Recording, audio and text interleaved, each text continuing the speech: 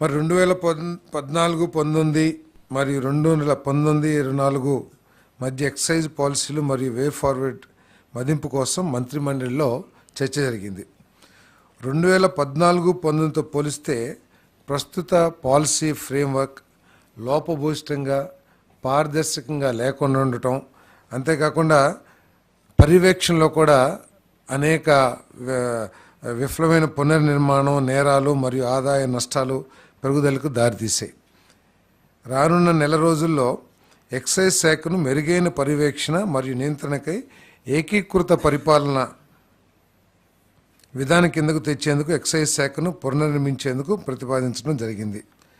మద్యం రిటైల్ అమ్మకాలు, procurement, quality control, ధరల నిర్ధారణకు విధానాలకు సంబంధించి ఇతర రాష్ట్రాలు, ముఖ్యంగా వేరే రాష్ట్రాల్లో ఎక్కడైతే మెరుగైన పాలసీలు ఉన్నాయో వాటి మీద స్టడీ చేయమని చెప్పేసి కూడా మరి మన ఆదేశించడం జరిగింది. దానికి సంబంధించి అధికారులందరూ కూడా వివిధ రాష్ట్రాల్లో పర్యటించి ఏ రాష్ట్రంలో అయితే మెరుగైన పాలసీ ఉందో ఆ పాలసీని అడాప్ట్ చేయాలని చెప్పేసి కూడా ఆలోచన చేయడం జరిగింది. అంతేకాకుండా గత ప్రభుత్వం చేసిన సరఫరా చేసిన బ్రాండ్స్ కానివ్వండి, వాటన్నిటి మూలంగా ప్రజల ఆరోగ్యం దెబ్బతిందని, అదే లివరు, కిడ్నీస్ ఇవన్నీ కూడా దెబ్బతినాయి అని చెప్పేసి కొన్ని సర్వేస్ కానివ్వండి, మరి కొన్ని స్టడీస్ కానివ్వండి చాలా క్లియర్గా తెలియజేస్తూ ఉన్నాయి. దాన్ని దృష్టిలో పెట్టుకొని క్వాలిటీ మీద ప్రత్యేక పర్యవేక్షణ ఉండే విధంగా దేశంలో ఉన్న మెరుగైన బ్రాండ్స్ అన్నీ కూడా, ఎందుకంటే ఆరోగ్యానికి అత్యంత ప్రాధాన్యతనిచ్చి అన్ని టెస్టులు కూడా కండక్ట్ చేసి మెరుగైన బ్రాండ్స్ని తీసుకురావాలని చెప్పేసి సూచించడం జరిగింది. మరి సెప్టెంబర్ 5, 24 నాటికి ఆమోదం ప్రక్రియను పూర్తి చేసి 1 అక్టోబర్ 2024 నుండి కొత్త మద్యం విధానం అమల్లోకి వస్తుందని చెప్పేసి మనం చేస్తాను. కొత్తగా అమల్లోకి రానున్న నూతన మద్యం విధానంలో రాష్ట్రంలోకి అక్రమ మద్యం రవాణా, గంజాయి, నాన్ డ్యూటీ పెయిడ్ మద్యం ప్రవేశించకుండా కట్టుదిట్టమైన చర్యలు తీసుకోవడం జరుగుతుంది.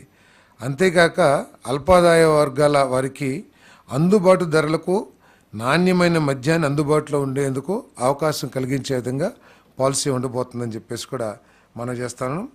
మరి అదేవిధంగా గత ప్రభుత్వం ఫెయిల్యూర్ మూలంగా గత ప్రభుత్వం అనుసరించిన మరి లోపభూయిష్టమైన ఎక్సైజ్ పాలసీ మూలంగా ఐఎంఎఫ్ఎల్ మద్యం అమ్మకాలు 232 లక్షల కేసులకు, బీర్ అమ్మకాలు 436 లక్షల కేసులకు పడిపోవడంతో రాష్ట్ర ప్రభుత్వానికి 2019-24లో మధ్యన 18,860 కోట్లు నష్టం వాటిల్లింది.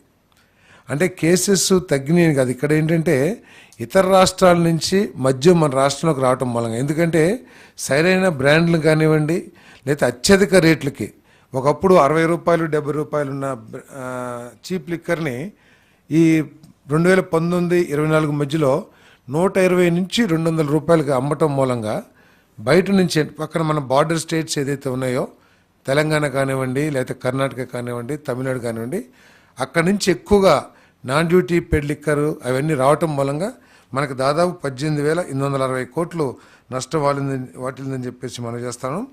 మరి అదేవిధంగా గత ప్రభుత్వం మద్యం అమ్మకాల సప్లై చైన్ ఉత్పత్తి నుంచి రిటైల్ అమ్మకాల వరకు కూడా గుత్తాధిపత్యం, అంటే వాళ్ళకి కావాల్సిన కొన్ని కంపెనీలని, అంటే దేశవ్యాప్తంగా లేకపోతే గతంలో అమల్లో ఉన్న బ్రాండ్స్ అన్నిటినీ కూడా వాటికి ఏదో ఒక విధంగా నష్టం కలిగించి మార్కెట్ నుంచి మన రాష్ట్ర ప్రభుత్వం మార్కెట్ నుంచి బయటికి పంపించేసి వాళ్ళకి కావాల్సిన కొన్ని బ్రాండ్లు మాత్రమే మార్కెట్ చేసి స్వార్థంతో ప్రజలకి నష్టం